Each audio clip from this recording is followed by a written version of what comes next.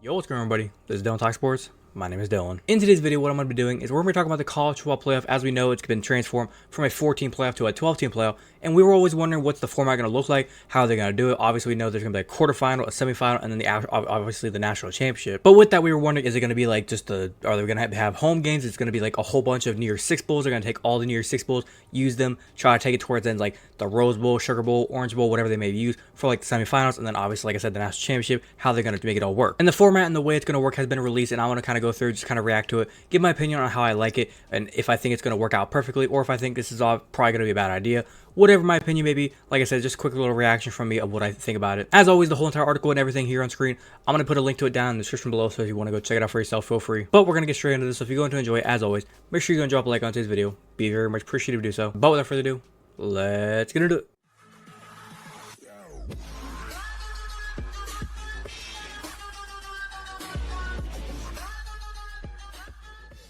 Okay, quick little rundown. Let's go through all the questionnaires in here, and just kind of so you guys understand, if you do not understand how the playoff system is going to work for the 12-team playoff, you will now know after this video. It says here who qualifies for the college football playoff.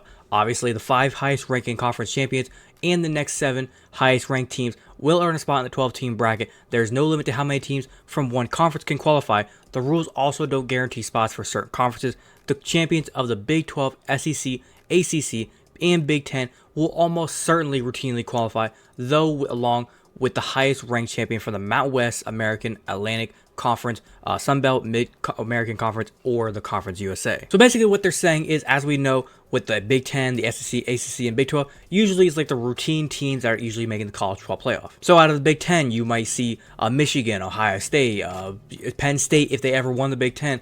But mainly Michigan and Ohio State are going to be like the 2 teams coming out of the Big 10, SEC, Alabama, Georgia, whichever team kind of comes out of there. And then whenever they say the teams with like the Sun Belt, Mid-American, AAC, the Mountain West, those conferences, they'll have a chance to get in as long as they're up there like within the rankings. They're basically just trying to say, don't think that if you're like 7-5 and you win the Mountain West, or you're 8-4 and you win the Sun Belt, you're going to the playoff. Next up, let's talk about how the seeding is going to work. Now it says here the 4 highest ranked opponent or conference champions will earn the top 4 seeds and receive the first round bye. The other 8 teams will play in the first round with higher seeds, hosting the lower seeds with either on campus or other sites designated by the higher seeds institution. So basically what they're saying is, say a team like from the, like I said, Sun Belt or one of these other usually group of 5 conferences, they're going to go 12-0 in the regular season if they got that lucky.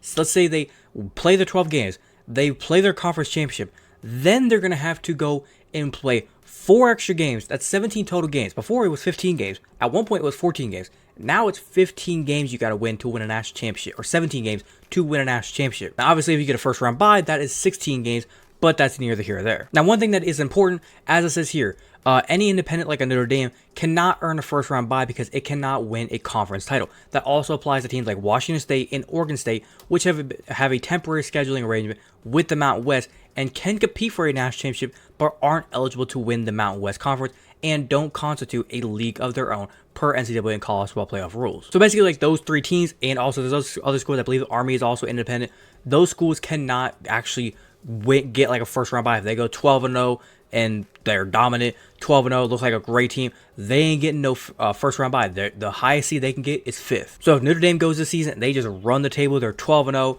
looking like a dominant team, they get the number 1 seed kind of towards the end of the year, you're gonna see on selection Sunday, they're gonna get shot back down to number 5 because they can't get a top 4 seed. Now let's talk about how the bracket works. As we see here, like I said, first round is gonna be all home games. Now they sit up there, it's kind of up to the home team institute what they want to do. I'm pretty sure they're all going to take their home games. If you are the 5, 8, 6, or 7 seed, you're taking the home game. Like the best way I can put it is like, say like Penn State, 100,000 people in that stadium, or like a Michigan or Ohio State, they get like a 5 seed, or say like an Alabama or Georgia, one of them doesn't win the national or doesn't win the SEC championship game, they're going to have to be like a 5, 6, 7, or 8 seed. Let's say they end up in this spot. Those stadiums have what, anywhere from 90 to 100,000 people in the stadium, and let's imagine the 9, 10, 11, 12 seeds are you probably going to be schools. Generally, I would like to say it's going to be smaller schools. Maybe you get lucky with like I said, a Mountain West, AAC, a school that generally they play in front of like maybe 20 to 40,000 people, and they take that jump of 20,000 people to 100,000 people. It's going to be like unfair advantage. Now, here's one thing I do like about this whole home field advantage thing and like the high seeds playing the low seeds. this could actually initiate a way of like the way March Madness does with like the underdogs taking down Goliath. They slayed the champion. They slayed the big time dog, the 1 seed, 2 seed, 3 seeds going down in March Madness. We might be able to see some of that here in like the 5 through 12 and like a 6 through 11. And I forgot to mention, it actually says here Friday, December 20th and December 21st of the Saturday. That's when those games are going to happen. Probably going to be like 2 on Friday, 2 on Saturday. They might space them out to like 4 o'clock and 8 o'clock, 4 o'clock, 8 o'clock, or like a 4, 8, then 1, 4. They'll try to space them out a little bit. Next up, we got the quarterfinals. Now, as we know, right here, 8 teams going to get cut down to 4. The 4 teams that had to bye, 4 teams that just won, now you're down to 8. In the quarterfinals, it says here Tuesday, December 31st and Wednesday, January 1st are going to be when these games are happening. And it says here the number 4 seed is going to play the winner of the 12 versus 5. 1 seed is going to get the winner of the 9 versus 8. 3 is going to get the winner of the 11 versus 6. And the 2 is going to get the winner of the 10 versus 7. So they're not going to really worry about trying to make it to where like if the 12 seed wins versus the 5 seed, one's going to get the 12 seed. They're not going to worry about all that stuff. It's basically like the way the NBA kind of is. They're kind of taking systems from a lot of different leagues and just basically saying we're going to just kind of use a lot of different algorithms and ways into our system and just see what happens. One quick little side note, I would almost imagine, think of it like this. Say you're the 12 seed and the 5 seed was like Alabama and you take down Alabama, and then your next challenge is having to like you had to play the 1 seed now if the system was like that, and now all of a sudden here's Georgia.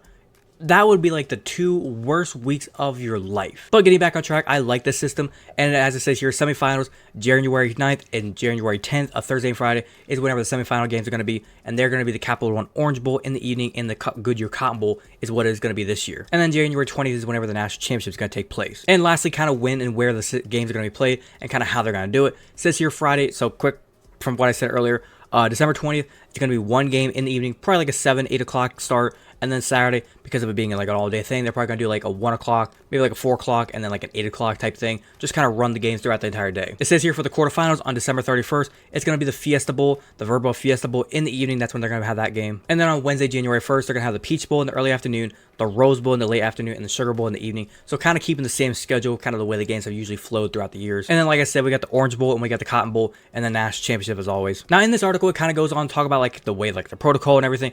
I'm not gonna lie, I hate the protocol, the way how they kind of discuss things of like what are they trying to decide. Is it the best 4 teams or the most deserving 4 teams? I'm not going to get into all that. And as always, within this article, they do have kind of all the people that are going to be on the committee and all the different people that are going to be there. So if you're curious about it, there it is. And if you want to go check it out, like I said, links in the description. But I'm going to kind of wrap it up by saying this. I think it's going to be a very fun playoff. I am excited about it. 4 team was fun. It was exciting for the past like decade. Now looking at it from a previous past standpoint, 2 was always just not going to cut it. Just trying to let a computer pick 2 teams to go to the playoffs, it was never going to work. 4 teams was not enough. We always said it for all these years. 8 teams seemed like where we wanted to go. 16 teams seemed like it was like going to be way too much. I like the 12 teams. It's fun to see where we're going to go with it.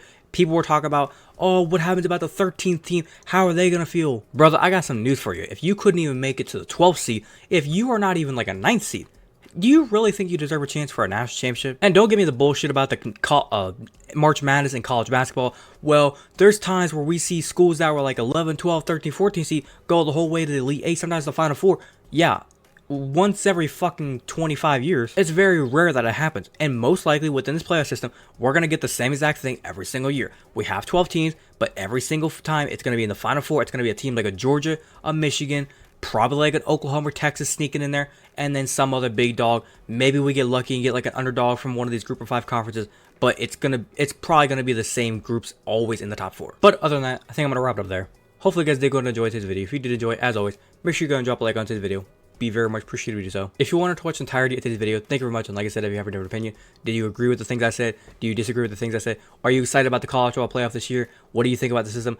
Do you like kind of the way how they're kind of making the scheduling work? Are you a fan of it? Whatever your opinion may be, leave your complete opinion down in the comment section down below. Be more than welcome to talk about with you guys. If you're a fan of the content that I do poster and you want to go and hit that big red subscribe button, feel free to do so.